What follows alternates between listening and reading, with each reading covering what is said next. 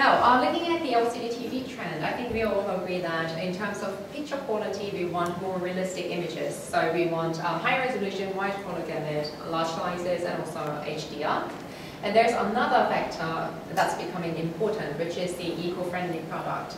And just to give you a hint of what's happening, this is a diagram we have drawn up based on what the European Commission has told us, or published maybe. They're planning to reduce the power consumption of electronic goods. So tier 1 is already being confirmed, so they want to reduce the power consumption to 144 watts, which means some of the products that are out in the market may not be able to be sold in the market anymore. So for tier 2 and tier 3, they're going to still keep lowering the power consumption. So if this goes as planned, then there will be no TV sets available. So tier 2 and tier 3, it's being still discussed, so it may go up a bit higher, but then the total trend, overall trend, is that we want to reduce the power consumption while keeping the image quality. Very nice. So what the set makers have done in order to adapt to this trend is they have come up with the technology called subpixel rendering technology. So here, it started with the Galaxy S3 smartphone, where they use the pentile structure, so it's different from the conventional RGB. And then it's spread out to TVs and 4K laptops. They're using different pixel structures, and also the outdoor products or commercial products, they're using also different kinds of pixel structures. And what LG decided in order to adapt ourselves to this trend is we have developed the M+ technology. So the basic concept is very simple. We have added a white subpixel to the conventional RGB sequence, and then we have grouped them 3 by 3. So one pixel consists of 3 subpixels. And what this gives us is about 50% higher transmittance. In other words, under the same backlight condition, we can get about 50% higher brightness with the same power. Okay? Now, going to the demo, I don't want to bore you to death. So here we have prepared 3 panels. They're not sets, okay? They're all 65-inch IPS based. They have exactly same backlight condition, okay? And they use the same power source and the same content source. Now, one of them is RGB type, and the other 2 are M+IPS type. Do you think you can tell the difference? Type, and the ones on both sides are M+IPS. The first benefit of M+IPS is that you can get either brighter images or lower power consumption. So when you match the power consumption, like so, you can get brighter images. And when you match the brightness of the images, you can get lower power consumption. Okay? So this is the first benefit of M+IPS. Okay. I'll just play this for you since you're recording. Would that help? Yeah.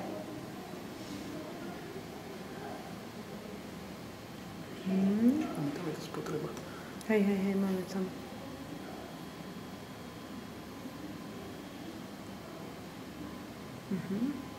Okay. Yeah. Now, moving on to the second advantage of M+IPS is that we can enhance the sharpness of images. Now, by using the white subpixel, and we have created a unique algorithm to operate it independently from other subpixels, we can enhance the contrast between 2 neighboring pixels, which means sharpness is enhanced. Okay? This is easier to understand with a demo. So here we have a very handsome man. I like this picture. Yeah, very nice. I think for this you may have to come closer to record it because we're looking into sharpness now. So at the moment, both pictures have similar level of sharpness at the moment, yeah, RGB and M+. Now I'm going to turn on the algorithm and you can see the difference. For example, if you concentrate here, wait, this is on, on, and on. Now you see the hand here, more realistic, sharpened image, on, and on, and on. Now this is possible because we're using this white subpixel individually. This can be also applied for RGB type, but then you'll have to use all 3 subpixels, and then you may have some colors leaking or colors showing at the edges, and that sort of destroys the image quality. With this one, we're using the white subpixel, so there's no different colors showing at all, even if you use it. Okay, so does this only work for black and white? No. We have this colorful picture of flowers. So when I turn on, you maybe see it here, on and off, on and off, yeah. So this is the second advantage of M+IPS technology. Okay. And using similar concept, what we can do is we can enhance the legibility of letters, so smoothen out and clarify the letters. Okay. And with this, it's easier to see the demonstration to understand it.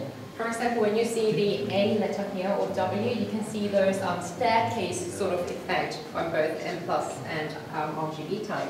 When I turn on the algorithm, on and off, do you see the difference? Maybe you should come closer. I think you'd better to see. Yeah. Closer. So here, for the round area here, for example, on and off, do you see it? Yeah. Yeah, on and off. So we can make the letters appear even more clearer. For example, subtitles, you may need it for Blu-ray and DVD and so on. So here we have some patterns, and when you look at, for example, the diamond line here, on and off, on and off, on and off. Do you see the lines smoothing out? Yeah, I got it on the camera, super. And the round edges here, it also is being enhanced, very smoothly presented. All right? And that's the third advantage of M+IPS, is the legibility enhancement. Now, the fourth advantage is that we can get better HDR effect with M+IPS. I think we all understand the basic concept of HDR, right? So the human eye can perceive a very wide range of brightness from nature, right? And what we want the display to do is copy it exactly as we would see from the real world.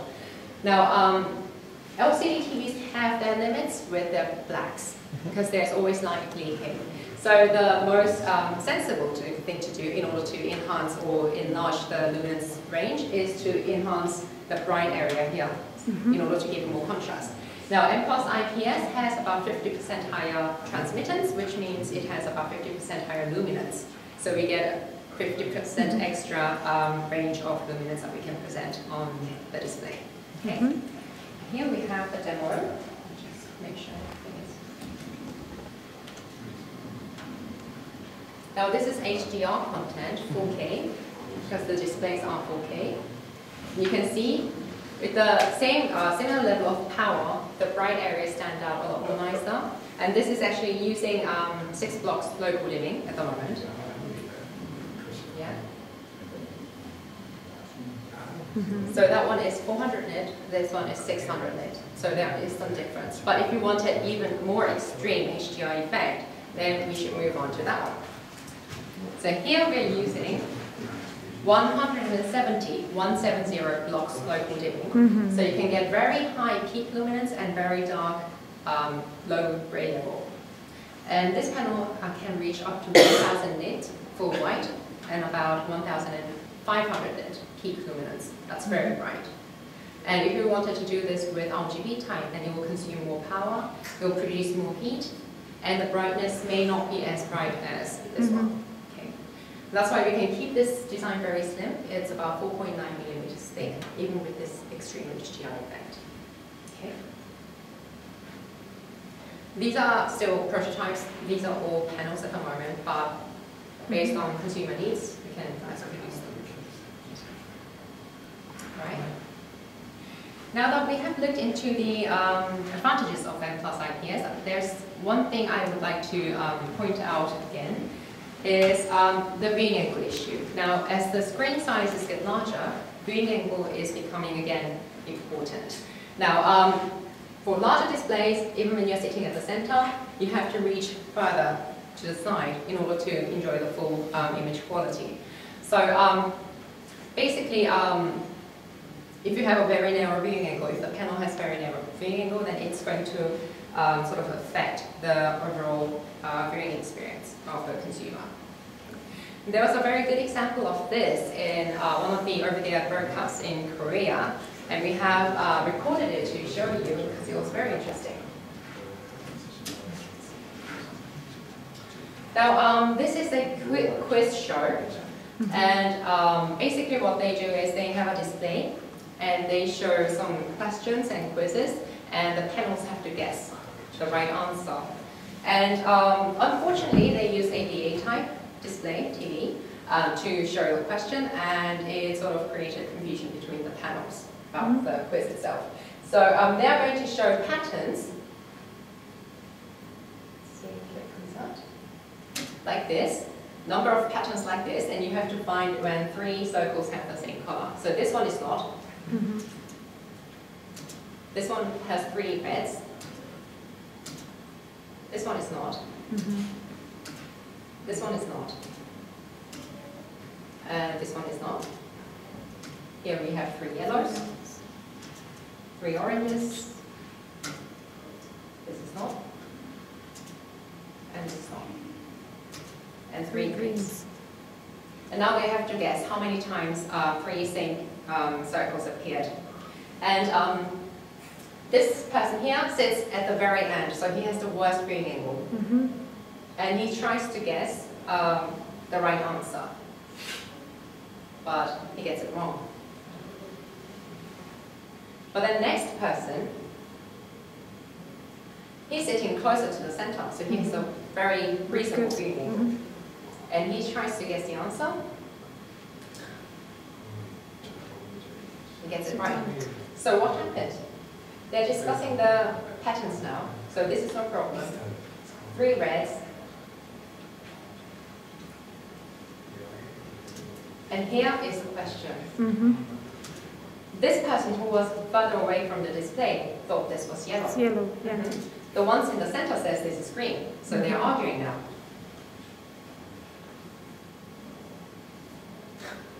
See? And now they are coming towards the TV and discussing it. And the TV itself has been filmed from a certain angle, so you can see 4 colors appear the this is same. yellow, yeah. Okay, so they're still discussing it, and someone comes up with a strong argument, and they want to knock on the panel. You see the flash? So this sort of thing sort of affects the viewing experience of the viewer. And he comes to the center, and now he sees the green. Okay? And this was actually broadcasted over the air. When people saw it, and we thought it was interesting because it kind of brings up a very important point. If you have a very large TV and a large family sitting together to watch a film or something like that, you'll have different information being perceived by the people who are sitting from different positions. And that's why we think viewing angle is again becoming very important, because the trend is definitely with larger screen sizes. Now, why does this difference or this distortion of images occur? Basically, it's the way the liquid crystal is being laid out and operated. So this affects the grayscale management and also the color. Now, when you imagine the amount of area you see of the liquid crystal as the amount of light you will see, for IPS you see same amount of area of the liquid crystal, which means the same amount of light from any angle. That gives you a very constant grayscale, which is ideal for many people. Whereas with the BA, the amount of area you see of the liquid crystal is different from where you're sitting. So you get different amount of light coming through your eyes. So you have this distorted gamma. And this affects the color. So normally we say if the difference in color from the center and the viewing angle is less than 0.02, then the human eye cannot detect it. So as long as it's underneath here, it's not a problem. But when it goes up, then the human eye can detect the difference. Hence, constant image quality for IPS from any angle, but image distortion and information distortion for the time. Okay, that's the reason behind it. And that creates this sort of noise effect here. So you see sort of aura kind of image around the edges where the black and brightness meet. Whereas with the IPS time, you don't have that issue. And it becomes worse with viewing angle. So someone sitting at the very side in your family will get this really bad ring sort of effect around Tower Bridge. Okay, so whenever the dark and the bright area meet, there is ring formed around the bright area. And considering that this is a very high-end TV, you don't really want that effect. You don't want that problem with you because you're paying a lot of money. You want perfect picture quality. But these sort of things sort of damages the overall viewing experience. Okay, and that's why we think viewing mode is becoming, once again, important when it comes to consumer viewing experience. So for example, ultra-high resolution, 8K. With OGP at the moment, it is very difficult to achieve very high quality of image and low power consumption. But with M+, that's possible because of the high transmittance. And high luminance, as you have seen, with the same backlight, we can enhance the brightness even further with M+IPS. And high transparency. Now, this is mainly used at the moment for commercial displays. So fridge doors, Coca-Cola is using it already. And with this high transmittance, you can see the products inside very clearly while watching the advertisement very clearly as well at the same time. And just imagine this becoming a window or something like that. Higher